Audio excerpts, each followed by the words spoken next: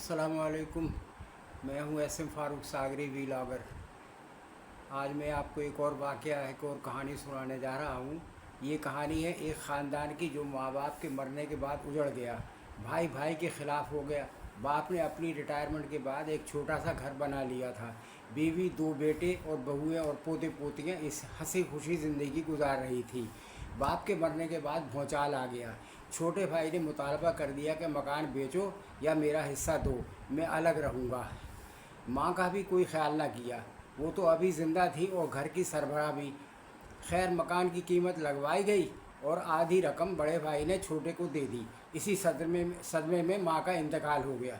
छोटा भाई अपने ससुराल में जा बसा और सालों के साथ कारोबार शुरू कर दिया। कारोबार में नुकसान हो गया, बीवी से लड़ाई हो गई और तलाक हो गई। इसके बावजूद बड़े भाई ने उसकी मदद की, उसको अपने घर में दोबारा रखा और उसको नौकरी से भी लगवा दिया। बड़ा भाई कंपनी में रिकवरी ऑफिसर था।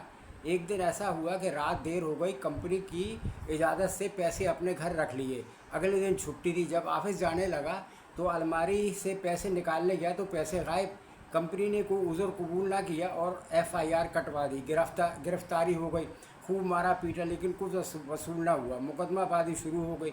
बीवी ने सिलाई कढ़ाई का काम शुरू कर दिया ताकि घर के अखराजात चले। इस वाक़े के बाद छोटे भाई को भी नौकरी से निकाल दिया गया। छोटे भाई ने वकील किया मगर कुछ नहीं हुआ।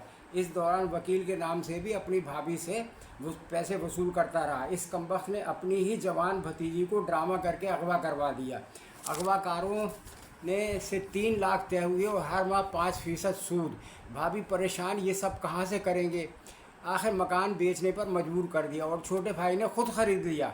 भाभी ने पूछा, ये रकम तुम्हारे पास कहाँ से आई और जब इतने पैसे तुम्हारे पास थे भाई को क्यों ना रिहा करवा लिया। कहता, इससे आपका कोई ताल्लुक़ नहीं। कागजात लिखे गए, दस्तखत हो गए। फिर भाभी से बोला कि आप इसी घर में रहें, मैं कोई किराया नहीं लूँगा। भाभी सब समझ गई कि चोर भी यही था और अगवाकार का ड्रामा भी इसी ने रचाया था। बाद में भाभी को घर खाली करने का नोटिस भिजवा दिया। भाभी जहाँ काम करती थी वहाँ से मालूम हुआ कि एक औरत है जो लोगों की हर किस्म की मदद करती है। इसके वसीले से वकील किया गया। वकील ने हैरान कर दिया यह कहकर कि आप अभी भी इस घर की मालिक है, क्योंकि घर आपके शौहर के नाम था। आप ये घर किसी को ना बेच सकती थी और ना गिरवी रख सकती थी। एकदम से भाभी की खुशियाँ लौट आई।